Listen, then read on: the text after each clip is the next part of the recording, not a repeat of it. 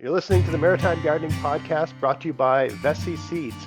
And today, folks, we have Richard Zurawski back again. And today we're going to do a kind of 2025 gardening forecast. We're going to discuss climate and weather events that are expected or anticipated to occur over the coming growing season. And Richard's going to tell us what it means for us gardeners.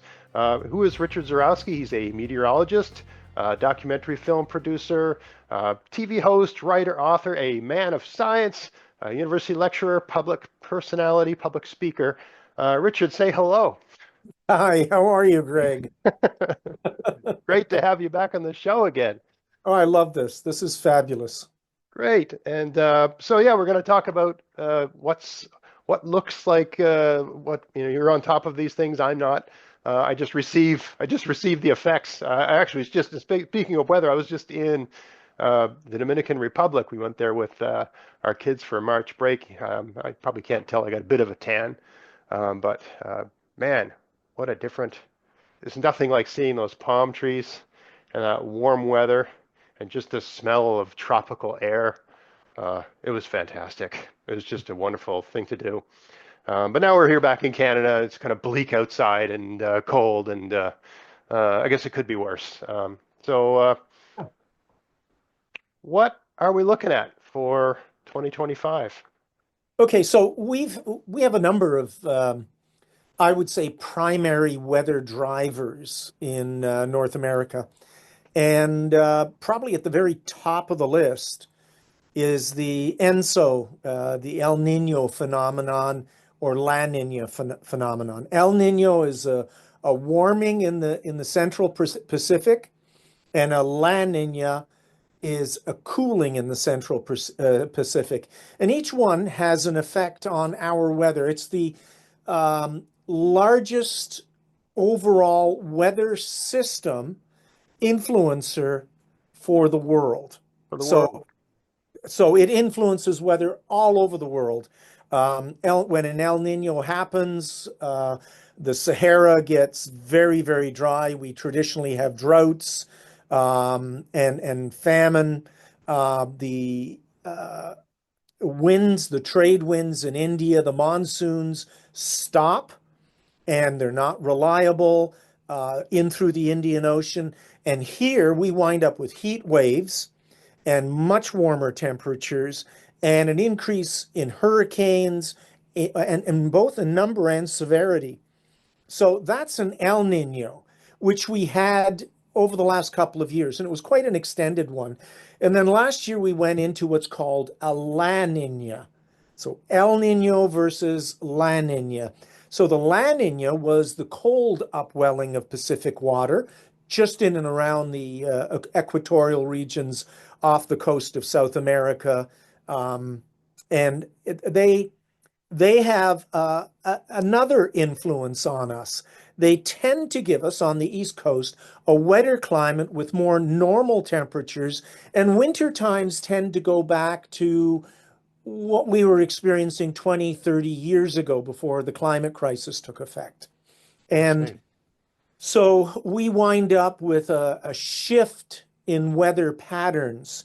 But what also happens is it affects the currents globally. So you wind up with secondary and tertiary effects, which sometimes can, depending on the strength of the El Nino, La Nina phase, can actually supersede the primary effects. So in our case, the last 5 to 6 months, we've been in a La Nina. So hence the winter was a little more normalish than we Wintry.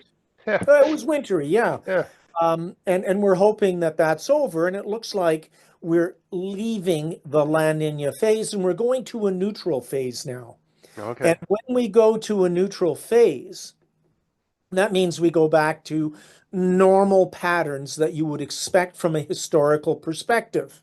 Okay. And so that means, cold winters, warm summers, depending on how strong the El Nino is, because we go from La Nina to a neutral phase and then to an El Nino, then we'll wind up with more droughts, more fires, more severe weather, more hurricanes.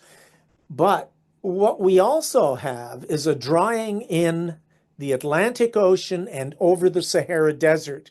And so we wind up with dust clouds. So you can have an El Nino, which is supposed to increase the storms, increase the droughts, increase the temperatures, forest fires, that kind of thing. And then you have the trade winds blowing across the Sahara, which produce dust, which actually dampens that effect. So if it's a weak El Nino, it actually makes it, negates it almost completely. And you go back to a normal phase. So you have various effects going back and forth. So right now we're heading into a neutral phase. So what you might think about in terms of gardening is what you were gardening, let's say in the early 2000 knots, before the acceleration of the climate crisis was happening, is the type of weather you could expect. Now, here on the East Coast in Canada, we've got a relatively early spring. I was looking at snowfall amounts about 10 years ago. March 18th, we got a meter, 1.2 meters of snow, March Right. 18th, 2015. Oh, And that was the craziest. Yes, that was the worst garden I ever had in my life. yep, yep. And the ground was still frozen in June in places. There was like It frost in the ground. was. You Yeah, know. I remember hiking through Blue Mountain Birch Cove, and branches that I used to pass under trees were now at waist height. Yeah, yeah, yeah. Oh, you're hiking in the snow or snowshoeing or Yeah, yeah, yeah, it yeah, yeah. was 2 to 3 feet of pack. Oh, yeah, yeah. So right now, what we're expecting is a bit of a return to normalcy because we're going into a neutral El Nino, La Nina phase, and we're continuing to get Sahara dust coming over the Atlantic, which dampens the hurricane. So I'm expecting when hurricane season starts, which is roughly June, that we're looking at a more normal, maybe even a lower frequency of storms, number of storms, and lower intensities. At least I'm Oh, hoping for good that. time to book one of those cheap June resort trips. I remember, like my wife's a teacher, and one year or July, my wife's a teacher, and one year, this is years ago, we just got married, and we went to some island near Cuba, uh, Cayo Largo, uh, on July 1st. And there was a red flag up on the beach almost the entire week. If you went in the water, you were taking your life. We both got cartwheeled. I think my wife lost her top once in the Yeah, waves. It's crazy, right? So I was like, hurricane season was getting going. Um, yeah. so anyway, you're saying that's. I also find that. Sorry, I broke your flow there. Just want to ask a couple questions. It's so interesting that we're right next to the Atlantic. And we always think of like Nova Scotia is a peninsula that sort of, sticks into the Gulf Stream and it's by the North Atlantic. We always Mm. think of the Atlantic Ocean as the thing that's driving our weather, and it is affecting our weather. But it's like that's being affected by this thing happening in the Pacific Ocean and stuff happening in Africa Well, it's all beside it. interconnected. Yeah. Uh, we're now starting to worry, and this is the third thing that we're looking at now with the extreme melt in Antarctica. Yeah. The circumantarctic current, which is part of our global conveyor, ocean conveyor that we rely on for the transference of heat and energy through the water. Water carries about 95% of the heat of the earth. So even though you think it's the air that's warming up, it's actually most of it's going into the ocean, and the Okay. ocean is carrying through its various currents the heat away from the equator to the poles. So what we're noticing with the extreme melt happening in Antarctica, that current is starting to weaken. And when that current weakens, it actually affects the weather patterns that flow into the Atlantic, the Pacific, and Indian Oceans. And that in turn affects the El Nino, La Nina phase, which affects us and the Sahara. So it's all tied in together. And trying to balance these things is really difficult. I was just reading a new paper on forecasting today. And as it happens, artificial intelligence is now more capable and more reliable than any of the forecasting tools that's coming out of the National Weather Service and Environment Canada and the Meteorological Service in the UK. And it uses up much less computer power and is much faster. It's up to 10 times more efficient and accurate than regular forecasting is now. So over the next few years, you'll see very, very hyperactive accurate forecasts coming out because of artificial intelligence, I which is see. taking into account all of these variables that we're talking about right now. Man. And the forecasting um, has been based on past work where we looked at stability. Mhm. So we got used to stable weather patterns, but now we're into a destabilized, because of the climate crisis, a destabilized environment, and the modeling is not as efficient at forecasting as it was. And I've noticed that even a 24-hour forecast is much less accurate in the last couple of years than it was 10 or 15 years ago. Really? Yeah, Yeah, yeah. Can you say that, I mean, can you expand a little bit on you were talking about the Antarctic currents. yeah. So is this like, I mean, is this a correct analogy if we think of like, all the world's oceans are like a glass, and the Antarctic currents are like stirring the glass, and is that kind of how when those currents reduce, the glass isn't being stirred as vigorously? Is Well, that yeah, is that I crude don't. analogy apt, or is that totally not getting it? No, no, I don't think it has any agency. Okay, It may help you think about that. okay, The circumstance with the Antarctic is that there's a circum-Antarctic current which actually keeps weather systems in the Antarctic from flowing into South America, Southern Africa, and in through a large part of Oceania. What So drives that? What drives that current? Is it just the turning of the Earth, or is it? it's what drives that current is the fact that the continent of Antarctica is over the South Pole, and it has this massive ice. 90% of all the ice in the world is tied up in Antarctica. Wow, If it were all to melt, all the ocean levels would go up 200 feet. 200 feet. 200 feet. That's So almost it that's to gives my you house. it what you've got is this massive refrigeration unit that Yeah, is isolated from the rest of the biosphere and ecosphere. right. And so when that current starts to break down, those weather patterns and cold temperatures start to push north away from the continent of Antarctica. And when it does that, they create polar vortices which push the jet stream to the north, and that changes the weather patterns, and it becomes chaotic. Sometimes it Right. gets very hot, sometimes it gets very cold.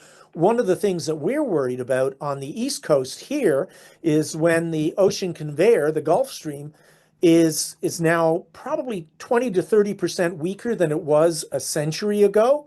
Oh, And if really? it shuts down You mean we completely, could like the velocity of it, like how quickly it moves? Is that what you mean? no, it's the amount of Water energy. per.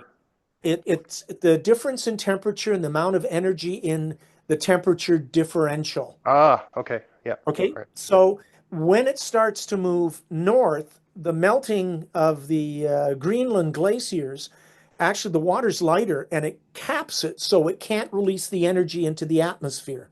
So you've got this cap over the current, the Gulf Stream, and it can't release the energy into the atmosphere. And so it comes around and heats up the south while northeast North America and northwest Europe have potentially the ability to go into a mini ice age as because of climate change. And so these amazing results and amazing effects of the interplay between the oceans and the continents and the air give us what we call weather, and trying to determine some sort of stability out of that when you're changing the dynamic equilibrium of the weather patterns, that's a challenge. Yes, definitely. So be nice to your local meteorologist. It's tough out there. So, I mean, this is something gardeners are always interested in. I use I always use the wrong word. I think it's called phenology. I don't want to say phrenology. Don't use phrenology. Okay, I'm checking. Yes, exactly. You have the exactly. You have the stature and composure of a criminal. I can tell just by looking at you. No, phenology is the countenance of a phenology is where you look at things that are happening in nature as sort of like an indication of the changing of the seasons. So you see um, dandelions, you know, they turn yellow. If they turn yellow, 2 weeks ahead of time, everything's happening 2 weeks ahead of time, or the buds opening up on trees, or things like that. Things that I like to just use the dandelion because it's plugged into the ground, so it kind of does indicate how much energy has been absorbed by the ground, right? If it's got Right. to be warm enough for the dandelion to grow, and it's going to be warm enough for it to make a yellow flower, and it's going to be warm enough for that flower to turn into white seeds, right? For the flower to turn white. So uh, all those three stages: green's growing, yellow, white seeds. Those are when I plant different things. Um, Instead of just using a calendar, because those are more accurately representing what's happening in the ground in my backyard in terms of how much heat energy has been absorbed. Um, but all that being in mind, um, because some years, it's putting tomatoes out is foolish to do until the end of May. In my backyard, I usually don't put tomatoes out until June because I've lost so many tomatoes from the ground being too cold. It's not the air being too cold. It's the ground, the roots. I mean, these are tropical plants or a subtropical plant. They don't want cold ground. So you put the tomato in the ground and the roots just kind of die and the tomato almost dies. It's so shocked. So I found waiting till like, June is safer. Um, but, based on this is a lot to ask, but based on everything you're seeing, do you think we're going to have a sort of earlier spring or a normal spring, or is it going to stay cold? We're going to have weird. I think I was born May 17th. I think it snowed on my birthday 4 times, maybe even 5 times. Snowed the day I was born. Um, Hi.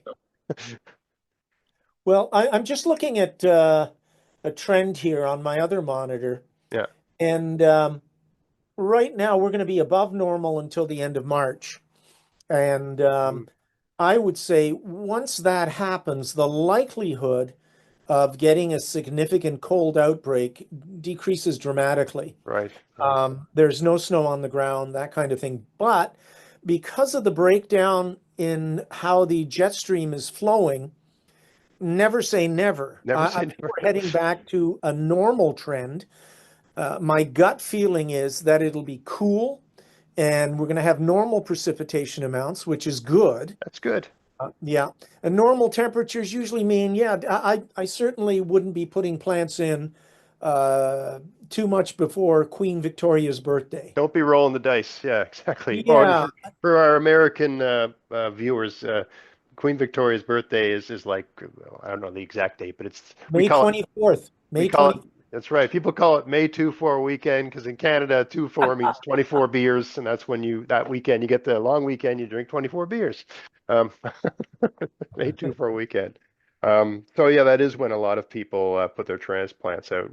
I usually wait another week or so. Although sometimes I just get so excited. If it's particularly nice for like uh, Mhm. 2 or 3 days in a row, this is it. Just go for it. But it tends to. There's another. Um, what is it? People use it's either first full moon or first new moon in June. There's some rule of thumb gardeners that's when they plant. When they plant out their tender things like, Yeah. um, but I don't know that the moon has any, it's more like it's so far into June, like it's past, it's just the risk is so low. I think it's just I don't know. What do you think? There is rhyme to that or there's reason to that rhyme. Okay. So when you have clear skies and you see a full moon, it generally means it's going to be cold, especially at night, Yes. no cloud cover. Yes. So it's the full moon that you're concerned about because if you can see the full moon, the skies are clear, there's all the heat is leaving the ground and is going into the atmosphere and up into the stratosphere. And a new moon, well, you don't even look for it. You don't see it. So you don't even count that as part of a weather signpost. So the thing is that it tends to be colder on clear nights Yes. because of the radiation of the heat off into the atmosphere and into outer space. So um, I would say that this year, if you were looking at gambling, I think this would be a bad year to gamble. Right. I think that you might get some cold temperatures, and even though it feels mild right now, I Yeah. think it may change very quickly because Right. of the polar vortices and the fact that our jet stream is going north-south a lot of the times instead of west to east. I see. I see. So instead of going just over us, it's sort of going below us or above us. Well, what happens is that you get trapped in a nice warm uh, dome of air when the jet Yeah. stream is pushing way up to the north. Right. But once you cross that boundary, it allows the Arctic air to come down to Boston, New York, that area. So you could wind up with some quite cold temperatures later in the season. Right. So yeah, we could have even this week we've got like looking at overnight temperatures. It's 4C tonight, 0C tomorrow night, and then -8C the next night. Then Yeah. -2, then 1, then 0. But you had this 1 -8. I was looking out today and I was thinking, oh, maybe, I've got some plastic domes that I tend to around late March. I'll plant some spinach and lettuce underneath the plastic domes, and they get a sort of early start. This is a good time. And whenever you have like a nice week like this, you're like, oh, let's go, Yeah. and they're tough. Even that -8, the seeds. I mean, they probably take them 2 weeks or more just to germinate because it's not warm, like it's not ideal germination temperatures, but we are achieving minimum germination temperatures most days. Although -8 is not minimum germination temperatures. Yeah. So, yeah, yeah, I'm playing with the notion of getting out there. Also, I think I've been starving my viewers of videos lately. I've not been making, I've not been out in the garden doing anything. Just been enjoying life. So Yeah. I got to get back. It's time to start doing something. So that's viewers. Stay tuned for some garden videos very soon. I got some things I got to do out there. I also still have parsnips in the ground from last year that need to be pulled before they start to grow. But okay, so there's that. What about um, storms? So, you know, one of the big threats to gardening is August, around August. So you got, your cucumbers are 5, 6 feet high. Your beans are 8 feet high. You got zucchini plants that are 3 feet high, right? You get all these nice big plants. And you have one day where it looks like an elephant ran through the garden, because you got some high winds and then gusts that are even higher, whatever are, 80 km/h gusts or whatever, something crazy like that. And the whole thing just gets smashed. And some years that happened. Last year was wonderful. Last year had a great, from a weather point of view, it was a great growing season. Um, but what's this year looking like? Well, my gut feeling is because we're into a neutral phase with the La Nina, El Yes, Nino. as you were mentioning earlier, yeah. Yeah, so I think that that bodes well because And this dust coming over from the Sahara.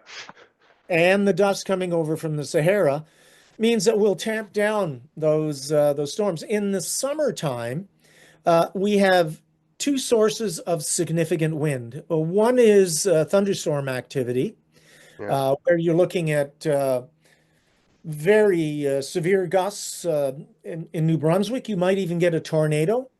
It's What? not very common here in Nova Scotia, but thunderstorms can produce some significant downdrafts and updrafts, and of course you're looking at hail as well. Right. But with the dust coming in over the Sahara, that tends to keep that inland. So it's Okay. more part of the continental area. The Right. second thing is hurricanes. The dust out of the Sahara actually dampens the hurricanes and it affects their trajectory. So instead of making a left-hand turn and coming into Halifax or Sydney or even St. John's, they stay out to sea, which means that we don't get the benefits of 15-meter waves and gusts to 100 kilometers an hour. Yes. So I'm cautiously optimistic. If you can Okay. stay away from the cooler temperatures, and if the rainfall amounts are not too high throughout the summer, it should be pretty good.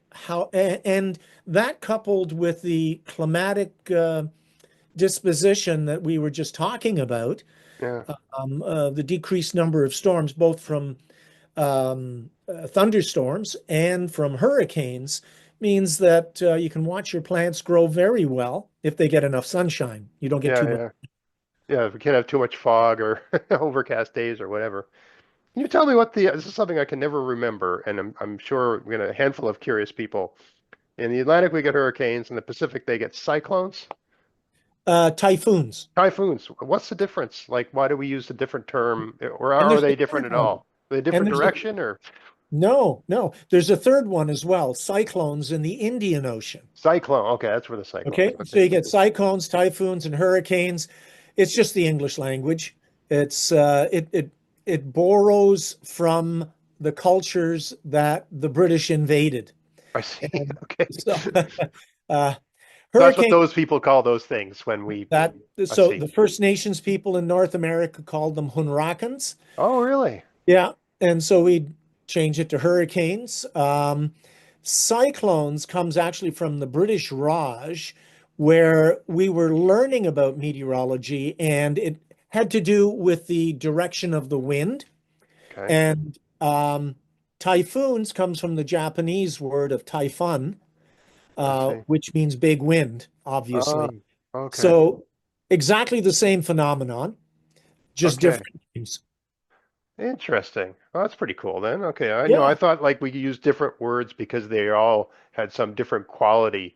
One's bigger or one's smaller, or they go in a different direction or Well, something. on average, typhoons are probably the largest storms on Earth because of the size of the Pacific. Right. So the typhoons really get wound up. And earlier this season in the South Pacific, we had 6 different tropical storms lining up, pushing into Australia, which was almost unprecedented because of the climate crisis that we're having. And even though the fact that we did have a La Nina phase that didn't affect Australia, they tend to get more storms in a La Nina than they do in an El Nino, which is Oh, opposite from us.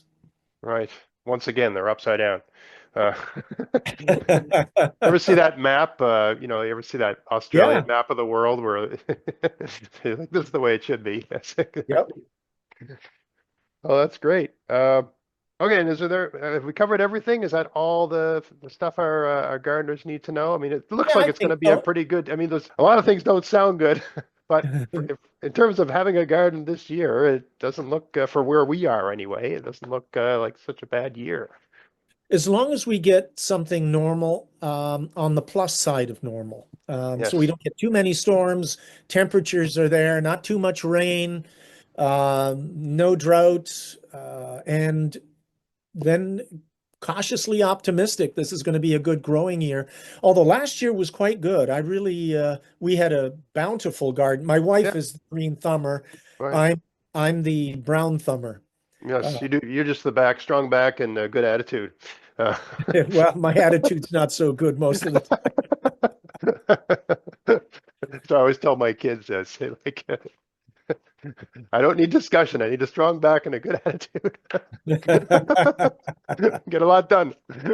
Great. All right. Well, Richard, well, thanks so much for coming along. We should uh, plug your most recent book and what you're working on right now, if you want to talk about those sort of things. Yeah, I'm doing a book on oh my goodness. It has to do with anti-science, Right. how anti-science is pushing memes all over the place. And I'm looking at it from the perspective of the second law of thermodynamics and entropic systems and why we wind up with periodic anti-science coming in and affecting us and what we can do about it. So it's specifically about trying to figure out how to stamp out those who look at conspiracy theories, don't believe the scientists, anything from anti-vaxxers to the climate crisis To to whatever, yeah. the fact that we didn't land on the moon or anything like that. Like, Yes. why did this occur? Oh, So, I can't wait to read this book. Yeah, it's definitely I think for a lot of people they tend to they have a preference for what feels right, right? And so the reason we use scientific methods is like double-blind experiments and experimental design and that sort of thing is that what feels right is often wrong. well, it You doesn't know? matter. This is um, what I've heard often scientists say. The beauty of science is it doesn't care whether you believe it or not. No. Yes. Science is science, and science is always the most powerful tool that we've had. The last 500 years have been dominated by science, and the fact that anti-science is rising is an anathema to my understanding of humanity. How does this happen? Something Right. so successful. The fact that, you know, I'm in my mid 70s and with all the ailments I have, I trust in modern medicine and modern pharmacology. We're getting away from shamans and rattling chicken bones and garlic, Yes. uh, and we live longer. And vaccinations are here. They work. Didn't Smallpox has you been just tell me around. before so you just had like you're like Steve, you're like the $6 million man. You just had your shoulder repaired or replaced or something? I had a total reverse shoulder replacement, and for the last few years, it's been bothering me so much pain. And they went in about 3.5 months ago, replaced everything. I'm now thinking I can go down to Dunedin and pitch for the Jays. What does reverse mean? Like what? So instead of the ball and socket being in the normal position, so you've got the ball on the long bone of your arm and you've Mhm. got the socket in your shoulder. Mine was so deteriorated, they do a reversal. So the socket is up on the shoulder and the socket is on the long bone and the ball is on the shoulder. So Really? yeah, and I've got great mobility, and as I said, I've got a great fastball now. So And instead of trying to replace your body, like usually we put in parts that are replacing your body parts. Um, it's more like a doctor who's playing engineer and saying, I think I can do better. I think it should work well, this way. the they would have been able to do a normal replacement, except the bone from my arthritis was so profound Right. that they had to reverse it, and they wind up with much greater success. And it's phenomenal. I have absolutely no pain. And you've got I'm all back, your range of motion and everything. everything, And it's before, I assume you were like, you could oh, have, it I was couldn't tuck my shirt in. couldn't tuck I your shirt in, let alone brush your I hair. couldn't put my hand in my pocket. Really? Yeah, it was enormously painful. My And God. I've got a new left hip, which I got 2 years ago. And I'm hoping to get a new right hip this year. So I'm about 3 million into the $6 million man. You're a $3 million man. Well, I hope they keep you going for a long time because we Me we need too. we need you. For selfish reasons, we need you.